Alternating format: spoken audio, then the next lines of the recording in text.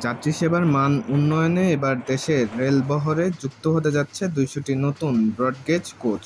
পাঞ্জাবের Kapurthala rail coach ফ্যাক্টরিতে তৈরিকৃত এই কোচগুলো সরবরাহ করবে ভারতের রাষ্ট্রীয় সংস্থা রাইটস লিমিটেড। বিশ্বমানের এই জার্মান এলএইচপি টেকনোলজির কোচগুলোতে রয়েছে উন্নত মানের সাসপেনশন ও ব্রেকিং সিস্টেম এবং এন্টি টেলিস্কোপিক প্রযুক্তি, যা যেকোনো দুর্ঘটনায় ক্ষতি কমাতে সহায়ক। থাকছে ডিজিটাল ডিসপ্লে, বায়োটয়লেট ও sliding door system. CBC coupling যুক্ত স্টেনলেস স্টিলের এসব কোচের গতি ঘন্টায় ১৬০ কিলোমিটার।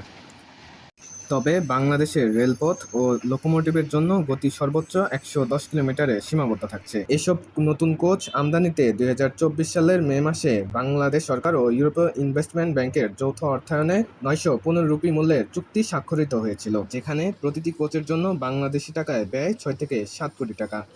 মোট ২০০টি কোচের মধ্যে থাকছে ২৭টি এসি স্লিপার কোচ, ৪২টি এসি চেয়ার কোচ, ৮০টি সম্পূর্ণ নন এসি চেয়ার কোচ, ১৬টি খাবার গাড়ি সম্বলিত নন এসি চেয়ার কোচ, ২৮টি পাওয়ার কার ও ৩টি ইন্সপেকশন কার।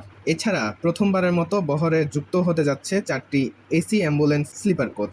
মূলত এয়ার অ্যাম্বুলেন্সের মতো আইসিইউ সুবিধা ও চিকিৎসা সেবা এখন থেকে পাওয়া যাবে রেলপথেও, যেখানে প্রতিটি কোচে ১২ জন রোগী চিকিৎসা সেবা পাওয়ার সুযোগ পাবেন।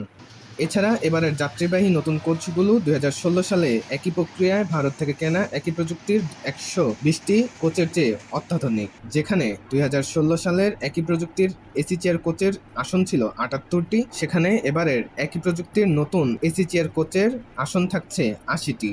একইভাবে যেখানে ২০১৬ সালের একই প্রযুক্তির নন এসি চেয়ার কোচের আসন ছিল ১০৫টি, সেখানে এবারের নতুন নন এসি চেয়ার কোচের আসন থাকছে ৯২টি। এছাড়া নতুনভাবে যুক্ত হতে যাওয়া খাবার গাড়ি সম্বলিত নন এসি চেয়ার কোচের আসন থাকছে ৫৭টি। তবে ২০১৬ সালের ও এবারের এসি স্লিপার কোচের সিট সংখ্যার মধ্যে থাকছে না পরিবর্তন।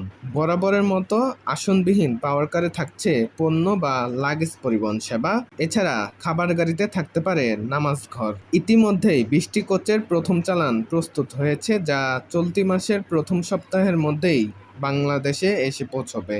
তাছাড়া আগামী ২০২৭ সালের ডিসেম্বরের মধ্যে পুরো ২০০টি কোচই দেশে পৌঁছবে। জানা গেছে প্রথম চালানের কোচগুলো দিয়ে ঢাকা-পাবনা রুটে চালু করা হবে নতুন আন্তনগর ট্রেন। পরবর্তী চালানের কোচগুলো আসলে ঢাকা থেকে খুলনা, যশোর, মোংলা ও উত্তরবঙ্গের বিভিন্ন রুটে নতুন ট্রেন চালুর পাশাপাশি প্রতিস্থাপিত হবে রাজশাহী সহ দেশের বিভিন্ন রুটে গুরুত্বপূর্ণ ট্রেন।